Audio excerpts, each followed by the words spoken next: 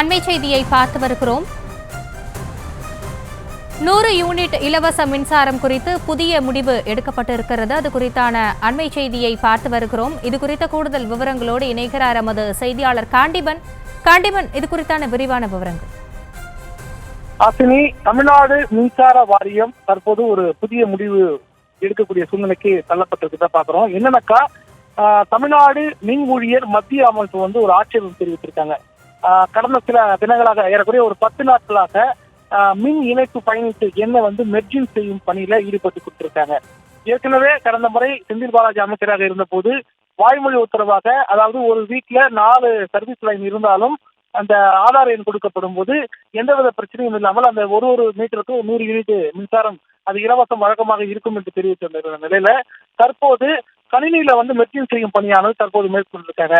குறிப்பாக இந்த மாதிரி மெர்ஜிங் செய்யும் போது ஒரே பேர்ல ஒரே ஆதார் நம்பர்ல 4 கனெக்ஷன் 5 கனெக்ஷன் இருந்ததுன்னா அது ஒரே ஒரு மின்சார மின் இணைப்புக்கு மட்டும் அந்த 100 யூனிட் இலவச மின்சாரம் போய் சேரும், மற்ற 4க்கு சேராதுன்ற மாதிரி தற்போது தமிழ்நாடு மின் ஊழியர் மத்திய அமைப்பு ஆட்சேபம் தெரிவித்திருக்காங்க. 100 யூனிட் மானியத்திற்கான ரத்து செய்தியில போகிறதா அப்படின்னு சொல்லிட்டு பொதுமக்கள் தற்போது கேள்வி எழுப்பதாகவும் இந்த மின் ஊழியர் மத்திய அமைப்பு கேட்டிருக்காங்க. குறிப்பா பொதுமக்கள் பல்வேறு கேள்விகளை எழுப்பக்கூடிய இந்த சூழ்நிலையில மின் ஊழியர்கள் தரப்புல இப்போ ஒரு கடிதத்தை வல்லூர் கோட்டத்தில் இருக்கக்கூடிய மின் பொறியாளர் செயல் பொறியாளர் அலுவலகத்துல ஒரு கடிதம் கொடுத்திருக்காங்க. அதே நேரத்துல வாரியத்தோட வழிகாட்டுதல்கள் ஏதாவது உத்தரவுகள் வழங்க வேண்டும் என வலியுறுத்தி கேட்டிருக்காங்க. இந்த ஊழியர்களிடம் இந்த கேள்வியினால இந்த மெர்ஜிங் பண்ணக்கூடிய இந்த சம்பவத்தினால ஃபியூச்சர்ல பாத்தீங்கன்னா ஊழியருக்கும் வாடிக்கையாளர்களுக்கும் பொதுமக்களுக்கும் மோதல் போக்கு ஏற்படும் அப்படிங்கறத மென்ஷன் பண்ணி கொடுத்திருக்காங்க அந்த கடிதத்துல. இந்த மாதிரி ஒன்றாக இணைக்கும் போது என்ன ஆகும் அப்படின்னா, ஏற்கனவே நம்ம ஒரு சில வீட்டு பயன்பாட்டு மின்சார இணைப்பு பெற்றிருப்பாங்க. அந்த வீட்டுல 4 மீட்டர் இருக்கலாம், 5 மீட்டர் இருக்கலாம், அந்த வாடகை வீட்டுல இருப்பாங்க.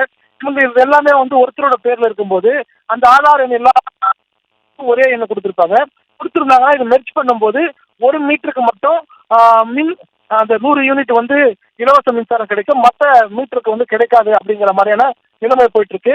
இந்த முன்னறிவிப்பு அரசாணையோ வாரிய உத்தரவோ இல்லாமல் மெர்ஜிங் செய்தியில வாய்வழி உத்தரவு கொடுக்கப்பட்டிருக்காங்க.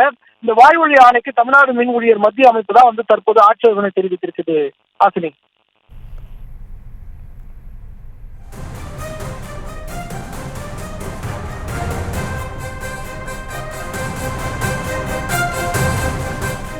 தங்களுடைய விவரங்களுக்கு நன்றி காண்டிபன். செய்திகளை உடனுக்குடனும் துல்லியமாகவும் தெரிந்து கொள்ள சப்ஸ்கிரைப் பண்ணுங்க.